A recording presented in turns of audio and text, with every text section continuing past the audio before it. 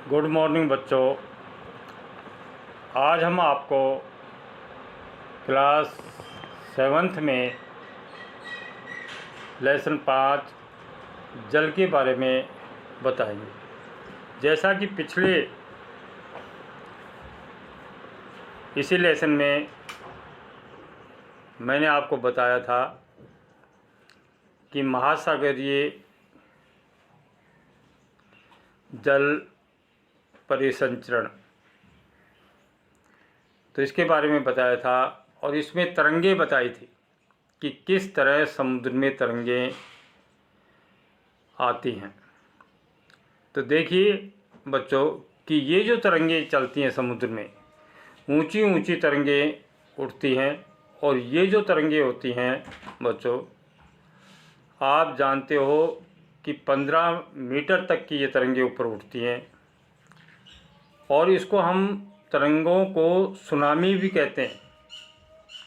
अब तक आपने को बताया था कि 150 मीटर तक की तरंगें ऊपर उठ चुकी हैं और ये तरंगें काफ़ी विनाश करती हैं। ये जो तरंगें हैं इससे बहुत ही नुकसान होता है। 2004 में एक सुनामी आई थी, तो उस सुनामी में बहुत ज़्यादा नुकसान हुआ था।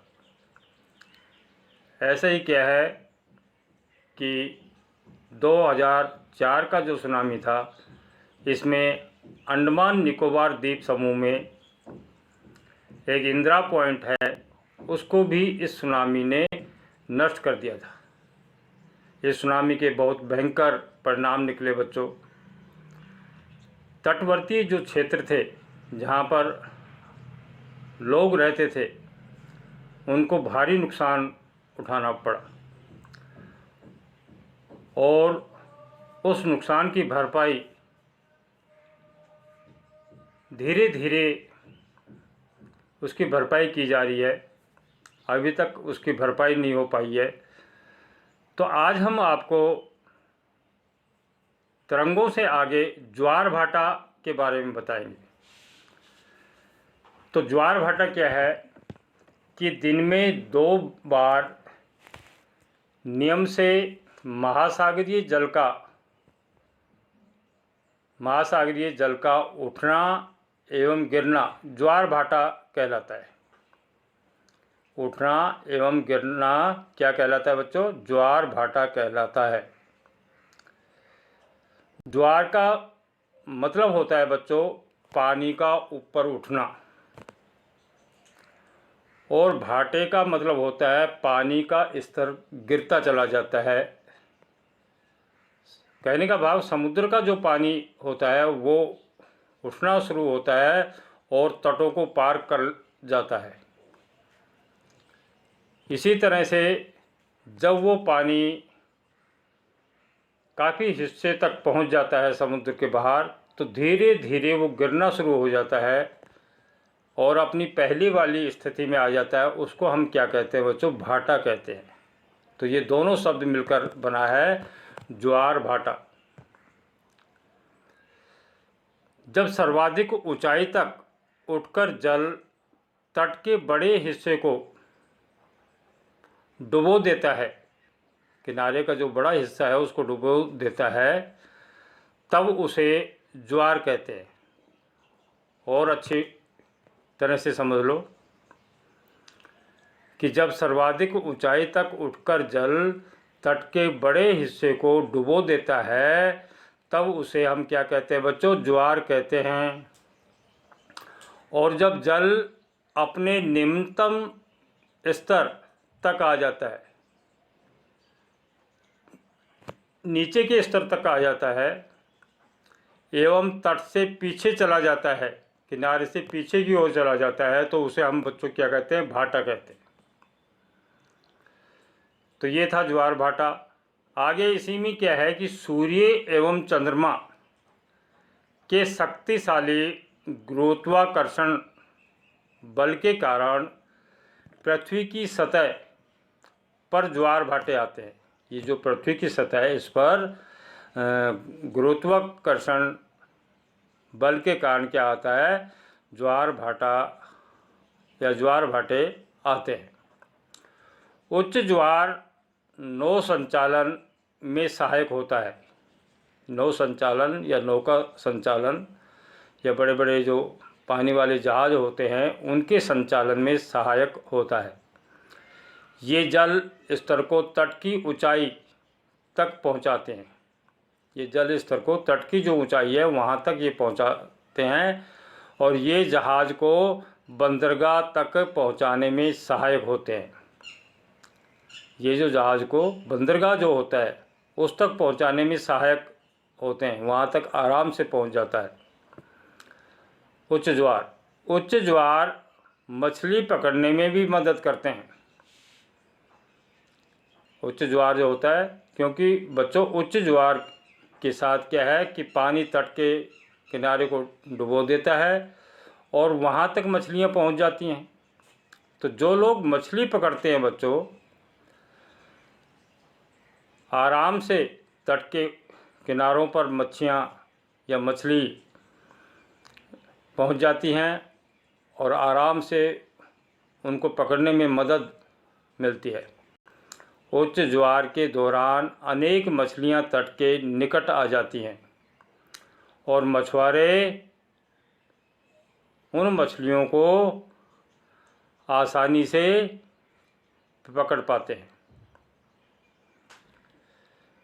कुछ ज्वार भाटे से होने वाले जल के उतार चढ़ाव का उपयोग विद्युत उत्पादन करने के लिए भी किया जाता है। कुछ ऐसे स्थान है, जैसे एक मैं आपको उदाहरण बता दूं, कच्छ की खाड़ी है। ये कहाँ है? गुजरात में है बच्चों। तो कच्छ की खाड़ी में क्या होता है कि जब ज्वार भाटा आता है तो ज्वार आने पर क्या होता है बच्चों, उस पानी को वहाँ पर ही इकट्ठा कर लिया जाता है। कहने का भाव नीचे नहीं आने दिया जाता है और उस पानी से क्या है, विद्युत उत्पादन किया जाता है। नीचे टरबाइन मशीन लगा रखी है, टरबाइन मशीन, और धीरे धीरे वो पानी उस टरबाइन मशीन पर गिरता है तो क्या होता है, उससे टरबाइन चलती है और उससे बिजली उत्पन्न होती है। इसलिए उतार चढ़ाव का उपयोग विद्युत उत्पादन करने के लिए भी किया जाता है। आगे महासागरीय धाराएं। आप ये जानते हो कि तरंगें, ज्वार भाटा और तीसरा क्या है, महासागरीय धाराएं। आप ये जानते हो महासागर में धाराएं चलती रहती हैं। धाराएं जो हैं वो चलती रहती हैं, आवाज़ करती रहती हैं।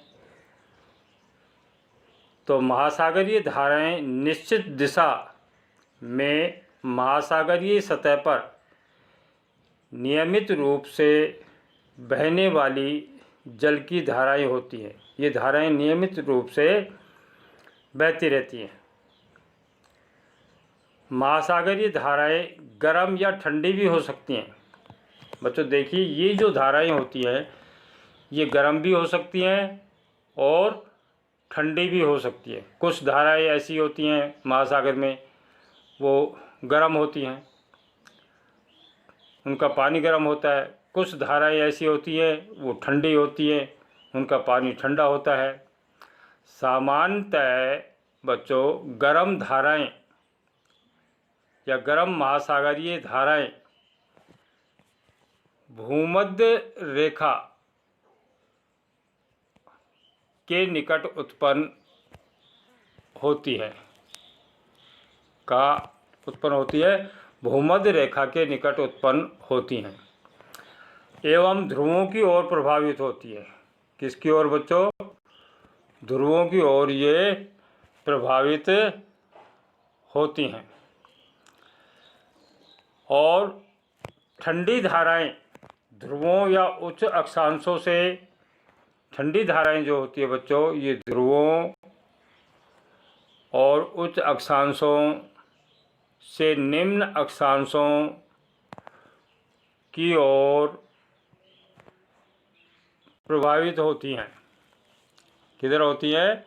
ठंडी धाराएं जो है वो ध्रुवों या उच्च अक्षांशों से निम्न अक्षांशों की ओर ये प्रभावित होती हैं। महासागरीय धाराएं किसी क्षेत्र के तापमान को भी प्रभावित करती हैं। महासागरीय जो धाराएं होती हैं बच्चों, ये किसी क्षेत्र के उसको भी प्रभावित करती हैं। तो आज के लेसन में इतना ही। Thank you.